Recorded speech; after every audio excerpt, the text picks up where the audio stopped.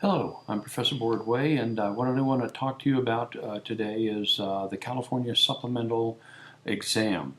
And it just recently changed from oral exam to written exam. In other words, you don't have to present yourself in front of a panel of three architects who grade you. You can now go into the exam at according to your schedule and answer the multiple choice questions that are in the exam. I believe there's 100 multiple choice questions. The exam time is about 3.5 hours. There's 2 sections to the exam.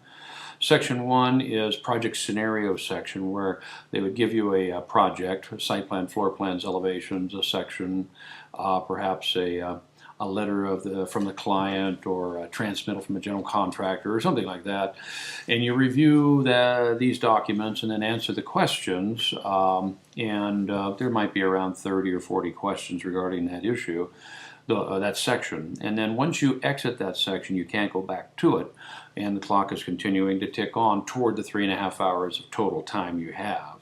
And then you get a general section, which is the next section of the exam, and you want to go ahead and answer those questions as well. There's only one correct answer to all these questions, by the way, and there are some experimental questions in there as well that you're not going to be graded on. They're just doing that for test purposes. And then we go through and take a look at the way we should answer the questions as well. Now, I usually tell the candidates to try to keep yourself out of the exam as much as possible. In other words, it should be more of an objective type of approach, as opposed to this is the way that I would do it type of thinking. And so it's a matter of going through and taking a look at making sure that we answer on the basis of theoretical, ideal situation, and perhaps not the way that most of us practice. So it's a different mindset that we have to have. And keep your eye on that clock when you take the exam. Okay, the candidate is tested on 2 main areas of content, which would be the reading material, and they give you a list of those reading the reading material items, and then also the categories of the exam. And over the years, the reading material and the categories have changed and varied. There were more main categories and less subcategories, and now there's less subcategories and more there's less main categories and more subcategories. I think it totals out to be about 55 categories, individual categories, 4 main categories, and then there's a number of subcategories under that, under those 4 main. So it's a matter of taking a look at those items, and then of course properly preparing. There are some organizations and individuals out there, in addition to my company as well, that can help you get through the exam. And the idea here is to get you properly prepared so that you can go into this exam, take it once, pass it, and be on with your life. You don't want to end up having to take it again and again and so on. Because if you do not pass, then you do have to wait 6 months before you're allowed to take the exam again. All right.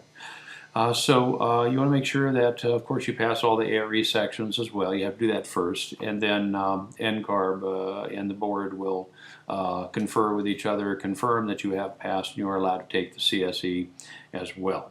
Okay. There are some techniques in taking the exam, and we go through and talk about those in my workshops and seminars as well. I've been doing this for over 25 years, so we have a pretty good, I have a pretty good success rate for the people that attend my sessions and workshops and so on. I also do Skype tutoring if you can't attend the workshops or the seminars. So it's a matter of properly preparing yourself, and when you are confident and you have fun with it is usually the time that we pass it and move on. All right, so we'll be talking more about the specifics of the exam, but I wanted to kind of give you an overview of how the exam is administered. And of course, it's written by the California Architectural Board. They're up in Sacramento there. And they just come out with the written exam now, starting in January of 2000, actually it was February of 2011. So, and it's a matter of getting through this exam once. If you have any questions, you're always welcome to call me and ask as well. and we'll get you through this thing. Okay, take care.